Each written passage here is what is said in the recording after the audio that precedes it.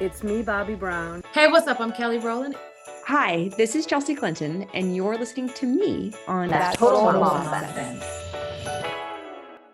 If you are a parent who is very curious about how your child relates to things, his or her environment, stimuli, and think, my goodness, my child is a genius, then this is the episode for you, because we are going to be speaking to an expert and learning more about neurodiversity and specifically giftedness.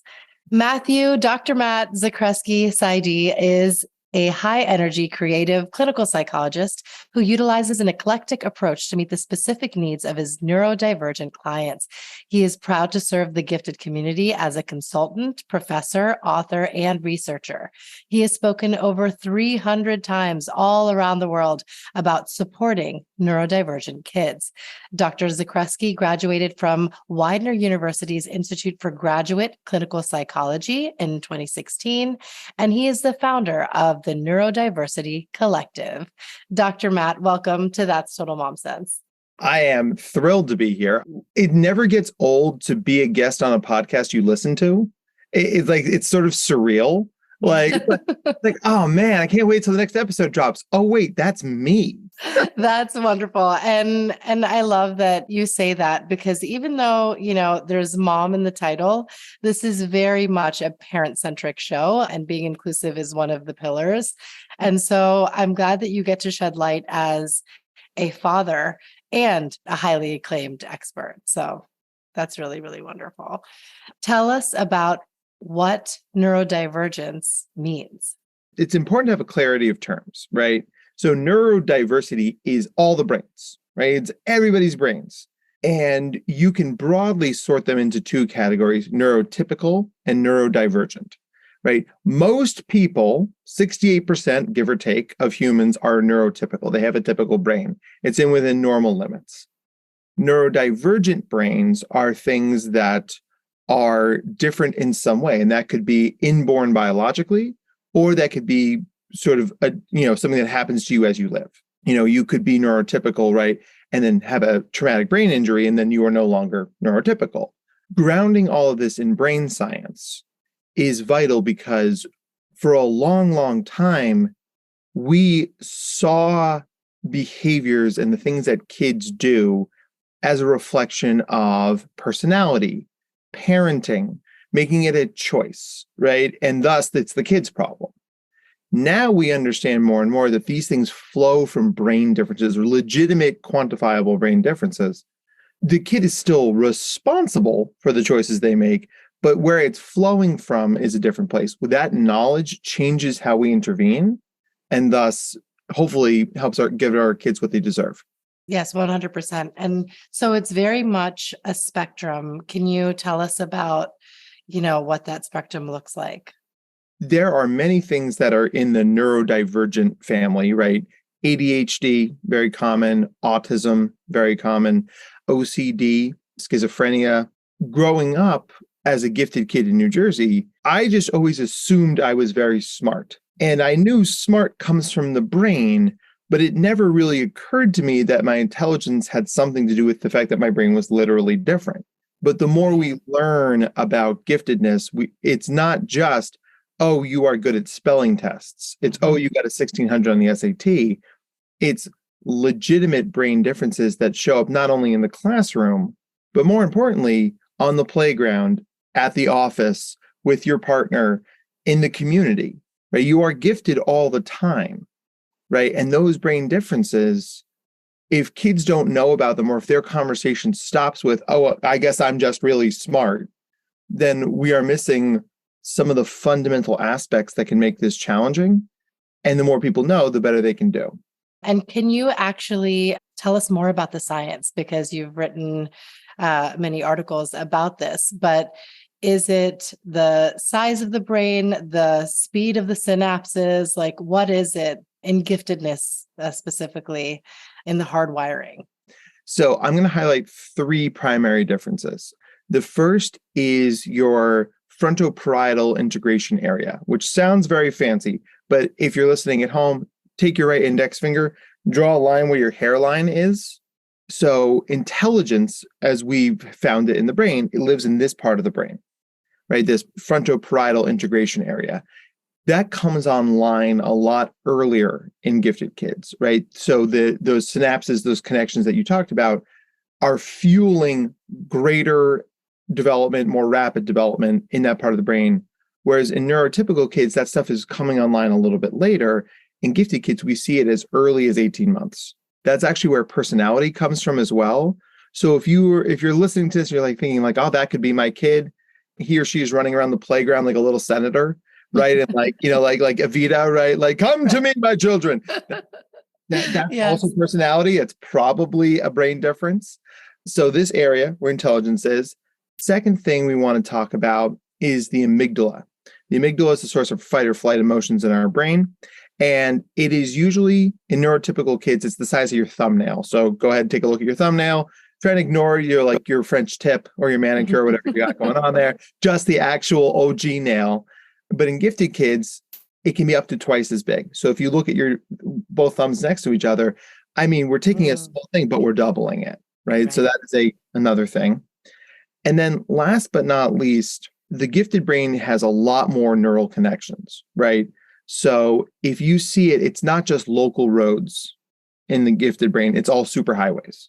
Information flies through the brain faster. There are more connections, so there are more interchanges. It's picking up stuff as it goes. So we have a brain that is super powered, right? And it's got a lot of big feelings, and it comes online faster. And then it runs into this prefrontal cortex, the front part of your brain, which is where your executive functioning is. And you could conceptualize that part of your brain as the brake system.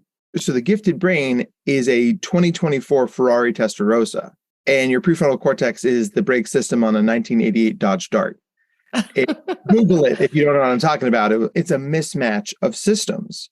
That's why you've got a kid in class where the teacher's like, what's the capital of New Jersey? And before they're even done saying New Jersey, the gifted kid is sprinting out of their chair. It's Toronto! Right.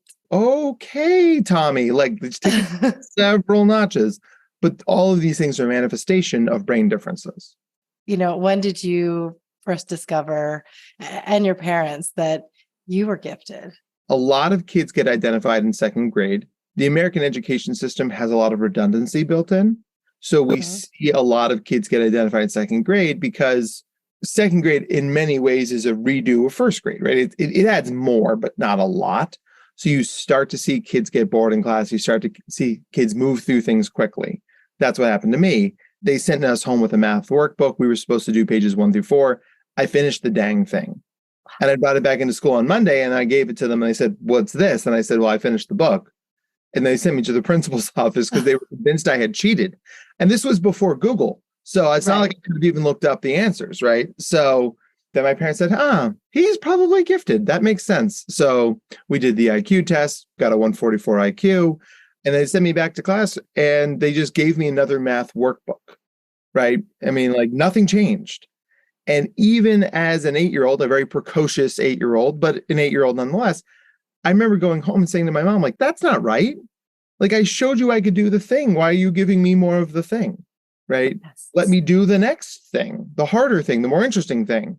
My professional life, my professional journey started in that second grade classroom in Fairhaven, New Jersey in 1991, maybe? Can you tell us about how we can identify it early on?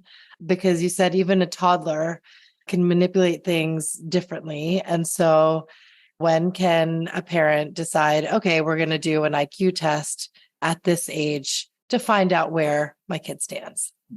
I mean, the IQ test is a big part of what psychologists do, right? I mean, IQ testing is a big part of our profession. And for young kids, ages 2 to 6, there's a test called the WIPSI. And the WIPSI is for, I just did one just this week with a profoundly gifted 4-year-old. And what we're seeing is those sort of standard reports, even leaving the academics aside for a moment, right? Because if you're a parent, you're probably sitting there going, my kid is reading, my kid is stacking blocks, my kid can color more or less within the lines. Those are things that like, okay, clearly this is an intelligent human. A lot of the psychosocial or social emotional things that are marked by giftedness are actually why kids get referred. So is your kid somebody who has a lot of sensory needs? Are they hypersensitive to things and hyposensitive to other things? Is your kiddo weirdly uncoordinated? Like not so much in like I can't walk way, but like catching a ball or using a fork. One of the things we know about the gifted brain is that PFIT area, when it comes online earlier, fine motor skills tend to lag as a result. So all kids who can do multivariate calculus but can't catch a softball, right? Because it's a different system of the brain, right? And like you had borrowed from Peter to pay Paul. Also, gifted kids develop what we call asynchronously. So a neurotypical kid, if they're 10, they're basically 10 emotionally, socially, physically, academically, intellectually. A gifted or other neurodivergent kiddo is going to develop out of sync. So they might be chronologically 10, but intellectually 15, emotionally 8, socially 9, intellectually 17, and physically 10. How do you intervene with that kid? And since gifted kids are craving those social interactions with brain peers, not age peers, if your kiddo likes to talk to grownups, if your kiddo is like hanging on to the teacher's pants at recess or has made really good friends with the crossing guard, those are other markers where we're like, maybe that's what this is, because they're craving some sort of interaction that moves beyond Paw Patrol into, well, what do you think about the current political climate? Right. Right. Rather than like, what color is the sun? Yellow. Yeah. Right. That's really incredible. I love that you touched on all the different facets to how their brain works and how they relate to the world. But if we were to like map out, a checklist for parents and they see that their child is that, where do you go get an IQ test done? It depends, of course, on how old your kid is, right? So we're going to start older and move backwards. So if you go to public school, then the money you pay into with your taxes that pays for public school allows you to request that the district tests your kid. Okay. And so most districts have a child study team. It's a group of professionals that say, okay, we got a report to look at Tommy. What info do we have on Tommy? And then if they decide to move forward, then they would refer him to their in-house school psychologist. The school psychologist then would do an IQ and or achievement test. So that's the school psychologist's job. So whether you are in Princeton, New Jersey, or Portland, Oregon, or wherever else our wonderful listeners are coming to us from, your public school will have a school psychologist. Now, this is where we put that caveat in there because school psychologists are responsible for the entire district. And oftentimes they are getting referrals for kids who are significant behavior challenges, kids who have learning delays rather than just differences. And you'll hear this from a lot of districts. It's like, your kid's got straight A's, your kid is doing fine. Why would we test your kid? Now, they have a legal obligation to consider your request, right? They can't just say, nope, you got straight A's, I won't even talk to you. But a lot of times districts will say, like, it's a triage, right? We got a lot of other priorities right now. My husband and I were talking about this. A lot of programs in our home state of New Jersey, like Governor School, have been defunded because, the education system feels like there's no need to put money behind kids that are already ahead of the curve. And they're just kind of like, let's focus on those who need more attention. And so in that effect, as a parent, it's important to advocate for your child either way, because, they're in a setting where they feel they're not being seen or heard. And so it's up to the parents to say, no, I want to create some sort of testing and then curriculum that caters to my child's needs. And parents are often the people who drive the buses there. And this is where it's completely appropriate to reach out to somebody like me, a professional who can go to a meeting with you and answer questions and tell you about the science. Also, the vast majority of states have a gifted child organization. And, New Jersey, we have a very strong one. Most states have them. Some of them are in various states of development.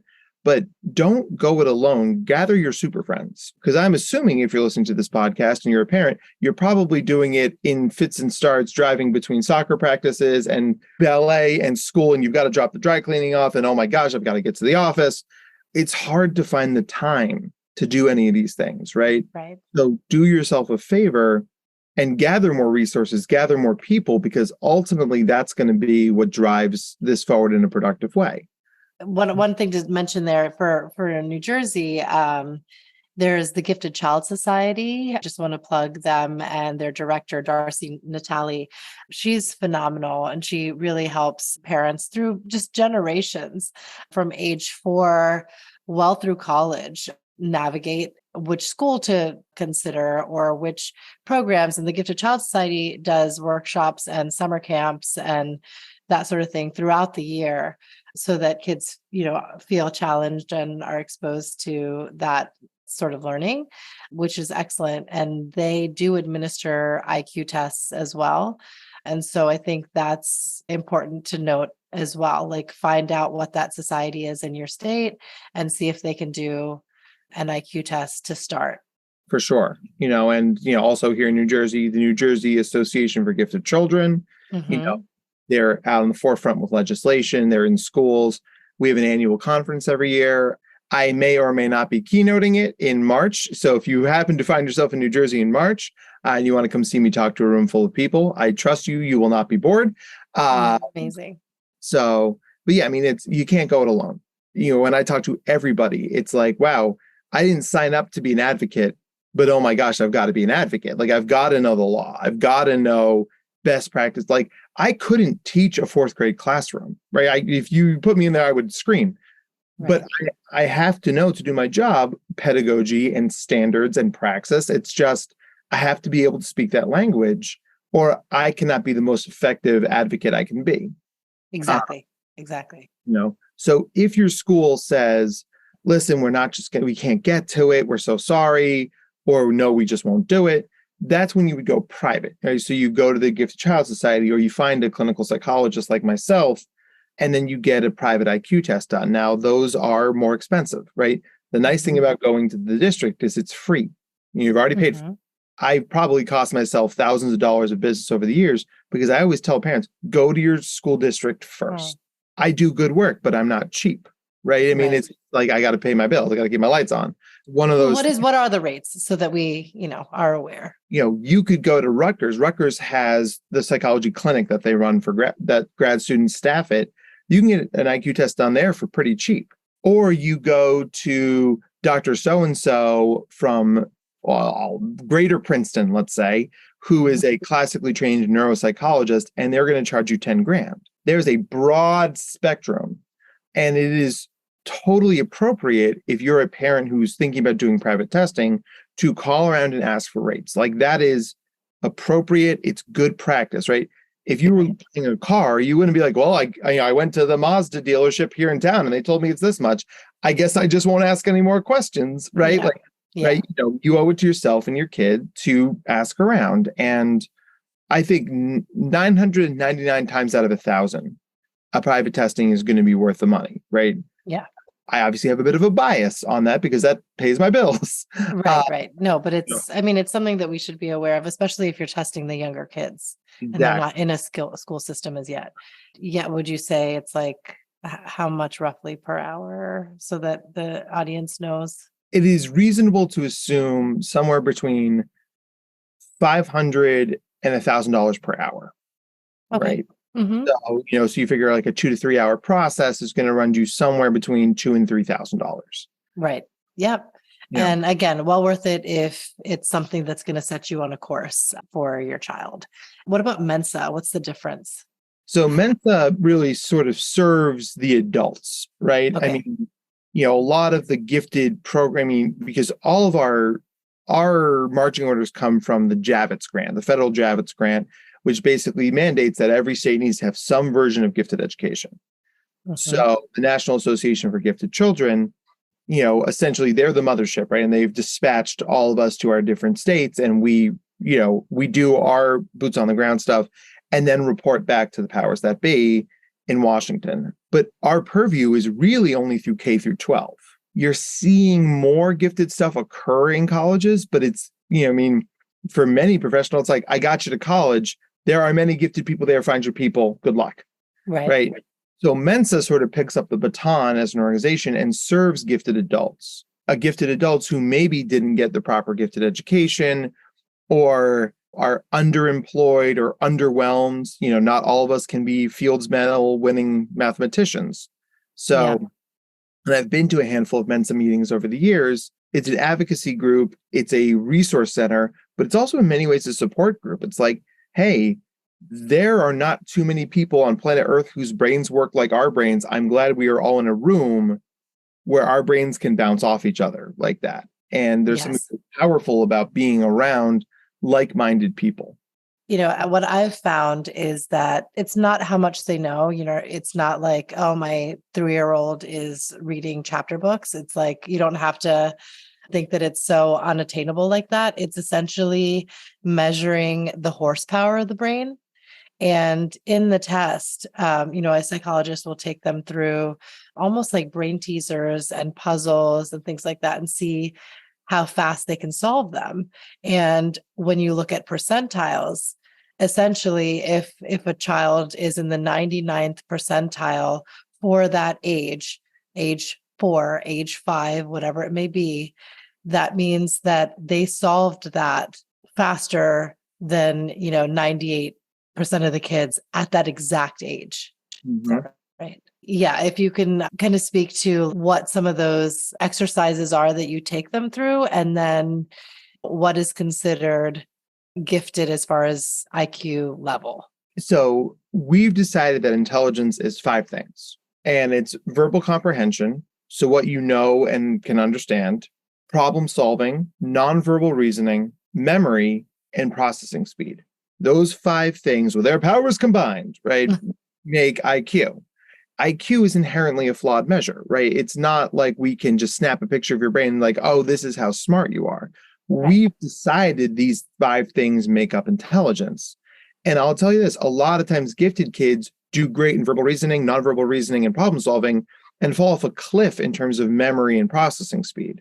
Cliff, in this case, might be you are profoundly, exceptionally gifted in verbal reasoning, nonverbal reasoning, and problem solving, and just average in working memory and processing speed. But the difference between the top of the mountain and ground floor is still a big difference. Yes. Kids are like, why can't I process this stuff at the insanely fast rate that I can do everything else at? And then they bog down and they get frustrated. The scores that pop out, I often see them as sort of a ski slope, right? We start up really high and we just sort of slowly go downhill. And that is not atypical just because of how the gifted brain works, right? I mean, it's very fast until it isn't, right? If you've seen all the Fast and the Furious movies, right? You know how like Vin Diesel's car has like 97 gears that he can just keep downshifting? Yeah. Like the gifted brain doesn't have a second gear. I either got it or what do I do now, right? Like I don't have another move, and you have to teach them that. You have to teach them, okay, cool, you didn't get it instantly. But now what do you do? Right? Like, let's talk about how to problem solve. Let's talk about how to be resilient. And that can be sort of a foreign concept to a lot of bright kids because they're not building those same skills the way neurotypical kids are. Neurotypical kids get the gift of grind, right? They have to work harder. They have to study. They have to ask questions. Many gifted kids skate on through right till the end of middle school into high school without really having to break a sweat. Yeah. But this is why gifted education is so important, because then you get kids who sophomore year of high school get the first time they've never been able to do a test and panic because they don't know what is studying. People talk about it all the time, right? Like, what does that even mean? And, if you're the smart kid, if everyone says your name in Genius or Harvard or Mensa or whatever those things are, failing a test is not just a poor grade. It is a reflection on your lack of worth as a human. That's when somebody like me comes in, because that's like a catastrophic wound to the ego, right? And I help people remind themselves, like, while we are our brains, we are far more than our IQ. So that gifted level of IQ starts at 130. It's 2 standard deviations away from average, which is 100, but it keeps going ad non infinitum. So we get highly gifted at 145, profoundly gifted at 160, exceptionally gifted at 175. I tested a kid once who had a 193 IQ. That kid is as different from neurotypical kids as a gifted kid is from a profoundly gifted kid. Like this is just like, this kid's a unicorn. And I explained that to him and he goes, interesting. I'm like, do you have any questions? He goes like, well, now what? Right? I mean, like just very like, what do we do? What do we do? That's where you start getting to these hyper specialized schools, programs, societies that serve those kids, because that kid, I mean, just a remarkable young man, right? But I mean, I said like, we are going to have to really change your entire life, because you aren't going to do third grade. Third grade for you probably got that done when you were 3. Yeah. So oh my gosh. like where is the fastest you can run and the highest you can jump and put you in those places? I guess to bring it back to those who are listening, who have gifted kids and now need to learn the practical strategies to answer the now what question. Yeah. Let's get into that. And we can start with the fact that they have a very know-it-all attitude oftentimes. Mm-hmm. I don't need help with this. I know what I'm doing. No, you're going to spill the milk carton all over, or you're gonna you don't know, or they are such perfectionists inherently. I messed up on this word and it's slanted and I have to just rip up the whole paper and start again, or I didn't color in the lines properly, or whatever it may be. And then it becomes even bigger challenges as kids get older. But to be so one track with like, this needs to be perfect, that's so unattainable. How as parents can we guide them through those meltdowns? The first thing, we understand that perfectionism is an outshoot of anxiety, because it's all about control. Like, hey, if it's perfect, I don't need to worry about it. It's done. It's perfect. It's great. Wonderful. Let's move on with our lives, right? Right. And since that is unsustainable, and this is where being gifted is tricky, because gifted kids make it more possible more often, right? Mm-hmm. You can get the 100 on the test. You can paint the perfect picture. You can sing the perfect aria more often than other people can do. So your brain starts to say, well, if perfection is attainable for me, why wouldn't I reach for that every time? And that's so I love your word unsustainable, because like, yeah, you can do it. But imagine if you drove your car at the top end speed of your car all the time. You would, get several tickets, but also your car would explode. I'm not a car guy. I can't fix it for you. What's often helpful here is the idea of top-down versus bottom-up thinking. So top-down thinking assumes perfection, right? You look down from the top, it is where it's supposed to be. Great, I have no further questions, I'll move on. If you're doing top-down thinking, the first thing you see is the thing that's wrong, right? So if you get a 97 on a test, top-down thinking is, I was supposed to get 100, I got one problem wrong, right? Mm-hmm. That's the first thing your brain says. And it's sort of that negativity, like downward spiral from there. Bottom-up thinking is, somehow by hook or by crook, I knew 97% of the material on this. That is freaking amazing. Yeah. That's awesome. That, like, one of my best friends growing up, a profoundly gifted human, he's killing it out in Silicon Valley right now. He walked out of the SAT saying, I got one problem wrong. And I was like, oh, you mean like there was a section you do so well? He's like, no, I got one problem wrong. Now think about it. This kid got a 1,600 on the SAT, got a full ride to Stanford. Yeah. Right? Wow. But the first thing his brain says, you got one wrong, buddy. There's a speck of paint out of place on the Mona Lisa. How dare you? Right. But this is when a lot of people describe me as sort of aggressively pragmatic, because like, listen, it's just got to work. Like, so that's when we get into bottom up thinking. The default is do nothing. The default is I didn't do anything. I didn't try. I didn't attempt it.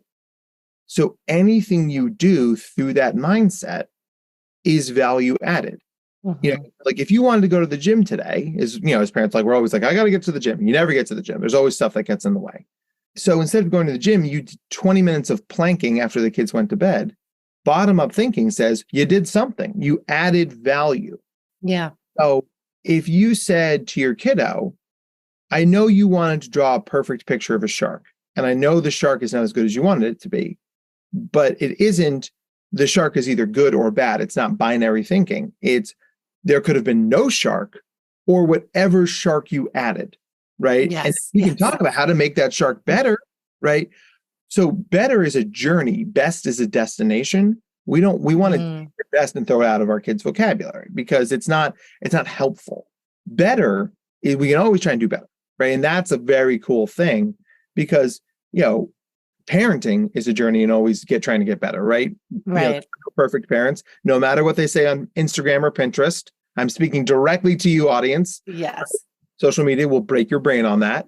One of my good friends from high school is now a reporter for the New York Times, and she interviewed me for an article about parenting in there. And that's what I was saying. It's like our circles of social comparison for parenting have gone from the people we were in the hospital with to our town to planet Earth. It's like, oh, this mom in Canberra, Australia is doing all these things I'm not doing. Yes. Oh my God. It's so true. It's so macro and it's overwhelming. So overwhelming, right? And it's just like, we got to put it down. We've got to say, like, bottom up thinking, like, my children are fed. They are relatively clean. They are relatively healthy. Yeah. I'm doing an okay job. Anything else I do today is value added. Yeah. I mean, I think it's important that we teach our kids, and you have an article on this, how failure is fundamental. And I wanted to just bring up, there was an article and it's called Broke Scholar. It lists the highest suicide rates around the country. Number 1 is MIT, 2 is UPenn, Yep. followed by Harvard, Yep. and NYU, and so on. I mean, I remember I went to BU for undergrad, and I remember I had read about articles of students who had just plummeted to their death on Memorial Drive at MIT. And I thought, my goodness, I mean, this is the creme de la creme of our nation, these thinkers, these change makers in the works, and what could be going on inside their head that they just are like, I'm done. I give up. I often say that suicide and suicidology is the specialty I wish I didn't have. Mm-hmm. I do a lot of work in that space, and obviously mental health is a complex thing, right? I mean, my job is not easy for that reason. Let's boil that phenomenon down to 2 things. Thing 1 is the vital importance of gifted education. Mm-hmm. Because what we talked about before, kids who never learn to struggle, they never learn to grit, they never learn to ask for help. If those kids sail through, and this is what we see from kids from like smaller towns, it's like, you are the smartest kid in school. Everybody treated you like you're made of glass. You go to Harvard or Stanford or MIT, and then for the first time in your life, you're really challenged. Yeah. You don't have the skills to ask for help, to go to a tutoring session, right? To email the professor, et cetera, et cetera, et cetera. So you fall behind the 8 ball because you're not just taking 1 class at MIT. You're taking 5 classes at MIT, and maybe you're struggling in all of them. Yes. I mean, it's amazing how quick one can get underwater. In the movie Moana, when she tries to leave the island first and then, her boat gets swamped by the waves, she's trying to struggle to the surface and the waves just keep coming. They keep knocking her back.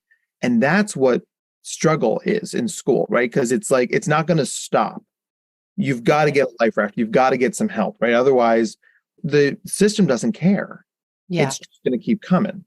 Exactly. So we've got to get kids meaningful challenge earlier so they develop those skills of grit, resilience, asking for help. Because one of the things we know about gifted education is that it isn't just about what they know. It's about the social emotional. It's about teaching them social skills and and helping them to connect to others and teaching them about their feelings and positive coping strategies, right? So there's all that stuff, right? That's vital. We've got to push that stuff in, right? Which is why gifted schools and gifted summer camps are vital. So you've got to do that stuff. The second side of this, and this is more of a broader parenting question, but we know that we get all these parents, right, who think it's a badge of honor, it's a reflection on their skills as a parent to get their kid into Penn, right? Yeah. Mm-hmm. So you hire the tutors and you hire the coaches and you hire the essay writers. And so your kid who probably should have gone to TCNJ or Villanova or Lehigh, which are all great schools, Yeah, up at Penn. But the problem is that without the infrastructure you have created for them, they can't swim in that pool and things get really bad really quickly. A young student I worked with at another elite school in the greater Philadelphia area, I shall not name it, we had a very frank conversation. I was like, I think your parents overinflated you. And because you're overinflated, you could grab a really high rung on the ladder. But now that the waters have receded, you're way too high. It's not a failure to not belong somewhere. Exactly. So this kid, we referred them to one of the Penn State satellite campuses. 6 months later, he didn't need me anymore. Right? Oh, wow. He's like, that's good. Like, these are my people. I'm like, yes, these are your people. Yeah. And it's fine that they are your people, right? I mean, Yes. it's really one of those things. Like, so the parents out there, like, it is not the best school. It is the best fit school. Yes. Right. So, like, please hear me when I say that. Like, when I finished high school, I got into Dartmouth, the University of Virginia, Villanova, Holy Cross, Boston College. So we would have been rivals. We would have been fighting for the bean pot, you and I. Yeah, I love it. University of Richmond and Wake Forest, which is where I ended up going. And people in my very competitive small town were like, but Dartmouth and UVA are ranked higher than Wake Forest. Like, yeah. Super. Right. I mean, it's like that, but that's where I wanted to go. That's where I felt most comfortable. And you can do a lot of things to cram your kid into Harvard. But ask yourself this question. Do you want to be the least smart person at Harvard? Or do you want to be in the top 10% at, let's pick a different school, Fairfield? Right. Right? Fairfield's a great school, right? It's right near New York City. It's got clam jam. If you're a Fairfield alum, you know what I'm talking about, right? It's the sort of thing, like, we have to, as parents, push our kids to do well, but we don't want to push our kids to do more than they're capable of, right? Because that's when we create this false bottom and they get to school and they fall through it. One of my favorite things when I give this talk to parents is, over the last 10 years, Harvard University has produced 8 Fulbright scholars. That's amazing, right? Wow, go Harvard. Do you know how many Fulbright scholars Kennesaw State College in Georgia has produced? 7. So wow. You got any parents out there who are killing themselves to get their kids into Kennesaw State College in Georgia? Right. And if you're a Kennesaw State alum, you guys are doing awesome. Like, that's the thing, right? It's just like it increasingly, it isn't where you go, it's what you do. Yes, 100%. So, yeah. And then how do we, make sure that our kids are challenged in the middle school, high school education system that we have without having to skip a grade yes, that's an option, but then, they're going to be socially stunted if they're years younger. So how do we, work around that where they still have peers and feel like they can be social, but they're, getting what they need? Because I've seen 14-year-olds having to go to community college, and it's just, I feel sad that they have to do that, because they're never going to really relate to their fellow students. We go back to this idea of asynchrony, right? So if your kid, my mentor, Gene Peterson, always used to say, every gifted kid is 5 kids. And that's really asynchrony made flesh, right? It's like, oh, I'm this kid academically, I'm this kid socially, I'm this kid intellectually, I'm this kid emotionally. So if you are feeding your kids academics by having them be a 14-year-old in community college, that is what you have to do to get those academics met. But remember that there are other domains of whom this is, right? So you're a 14-year-old in community college, but maybe you're in your age group for Boy Scouts or Girl Scouts, right? That's fine. Maybe you're playing community-based pickup hockey because you don't have the coordination to play on the travel team, but you like hockey. So you're doing that, right? And maybe you're doing therapy for the emotional stuff, and maybe you're in a social skills group, or maybe you're chasing your interest in playing high-level chess at the library on Tuesday afternoons. As parents, we have to see our kids as multimodal because they exist in a multimodal world. It isn't just, oh, this is who you are, right? It's, these are all the things that make you you. So we intervene in as many places as possible, because chasing a kid's interests and establishing that commonality is always going to work to scratch those itches, regardless of where they are. I remember in a meeting you had mentioned, as parents, as much as we want to help our kids with every little thing, it's more important to be a lighthouse. So can you just kind of speak to that analogy, because it really resonated? So I grew up, because I grew up on the Jersey Shore. I grew up as I was a lifeguard, and the number one thing that the first thing they teach you to do is, if someone is struggling, you bring something for them to grab onto in the water. Because if you jump in, they're going to grab you. That's what humans do. Interesting. Okay. Right? Yeah. Right. So you give them the surfboard, you give them the floaty, you give them the life preserver, right? That's going to take the burden of trying to stay above water off of them, and then we get them back to shore. So as parents, our instinct is to leap into the water and save our kids. That means now I got to save two people. If I had a nickel for every time I talked to a mom who is sitting in the school's parking lot having a panic attack on state testing day, I'd be like, well, this is his future. I'm like, it isn't. Like no kid has not gotten into Princeton because of how they did on the 7th grade PSSAs. I promise you, as an educational and psychological professional, it doesn't work that way. Yes. Right? Yeah. No, we have to care, but we got to put a limit on how much we care. And that's why when we feel the need to leap into the water to save our kids, that's why it's helpful to be the lighthouse. Lighthouses are steady. They are a beacon that, regardless of the level of danger, they're always there. Right? Give our kids something to point towards and swim towards and get that help. And that's how we meet their needs, right? It's about leaning into that stuff. So be the lighthouse and say, like, hey, I know this is hard right now. I'm right here. I'm not going anywhere. Keep swimming to me. You can keep asking me questions. You can always come to me for help. And when we do that stuff, that's how people end up doing better. Ah, brilliant. And now if you can share a dad sense moment with us. This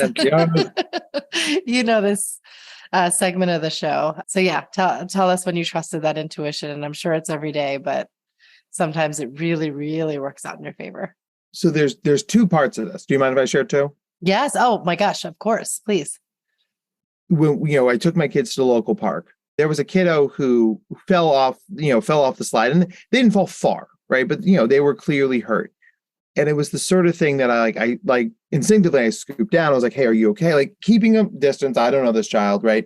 Mm-hmm. And realizing in this moment that this kid was terrified, not because of me, but because they had fallen and the parent was not nowhere to be seen. Right. Okay. So I scooped up this kiddo. Right. And I'm like, listen, I'm going to keep you safe. My name is Matt.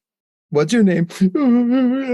Right. And I was like, I got you, buddy. And so we're looking around, I'm trying to find a parent that looks like their sans child.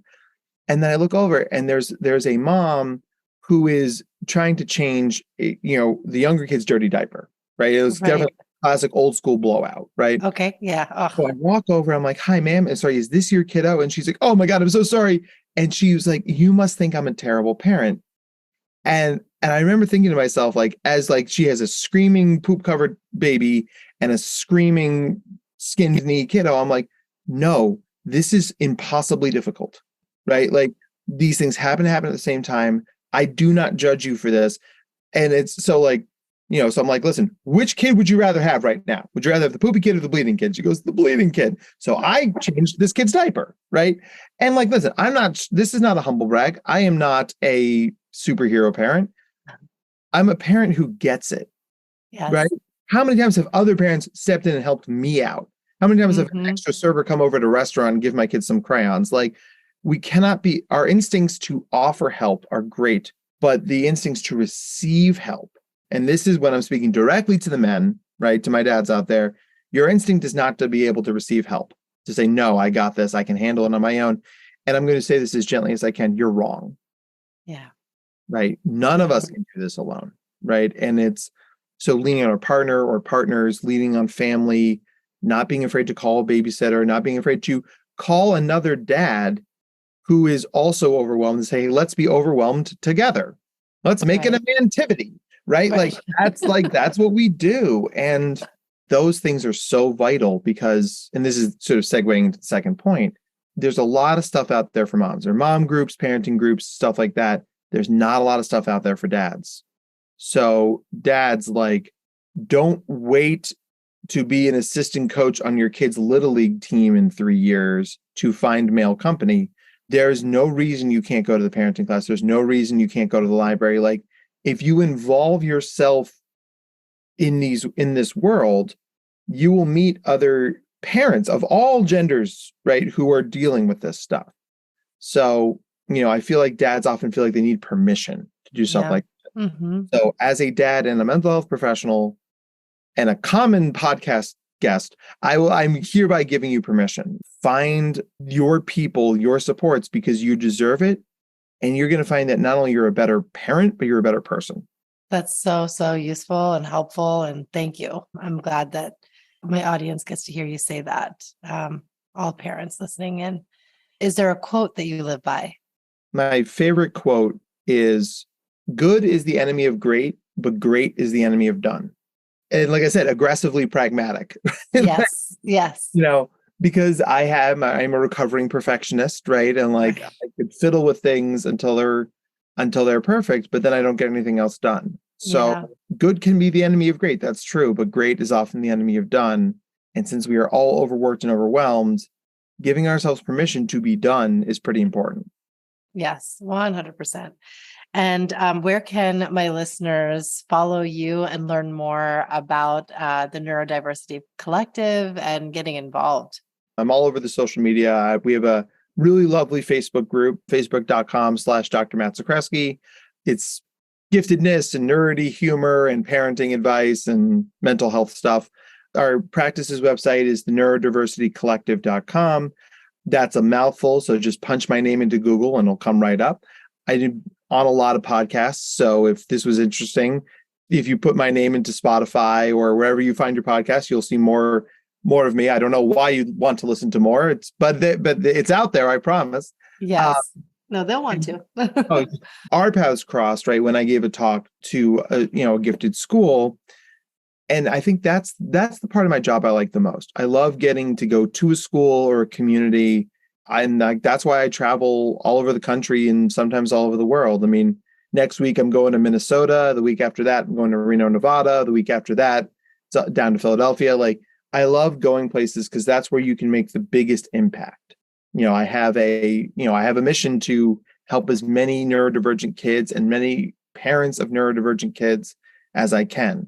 So if this is interesting and you think I could help your community, your school, shoot me an email and we'll set something up. And I love to come out and be able to do that for you. Thank you, Dr. Matt. I'm going to be sure to link all of your press articles that you've written or have been featured in, and your website, and where all they can reach you. I appreciate you, and I'm so glad that you're a lighthouse in our life and so many people we know. Thank you so much. Thank you. I mean, this was a treat, and I had a lot of fun. I hope you enjoyed my interview with Dr. Matt Zakreski. To learn more about him, you can log on to the neurodiversitycollective.com. Thank you, Dr. Matt, for your time and your wisdom. I think it's such a nuanced topic, and so many parents are going to have felt seen and heard through our conversation today. I also recommend following a dear friend, Debbie Reber. She has a community called Tilt Parenting, and it is dedicated to differently wired children. So if that interests you, I highly recommend you join her community and listen to her podcast called Tilt Parenting. To find out more about my episodes and YouTube shorts and videos and all the promos that go along with it, you can log on to my website, that'stotalmomsense.com. You can find the show wherever you listen, and on YouTube, just type in That's Total Mom Sense. You can email me at that'stotalmomsense@gmail.com. I love reading your letters and write back to everyone. Remember, always trust your mom sense and dad sense. Stay strong, super parents. I will see you soon.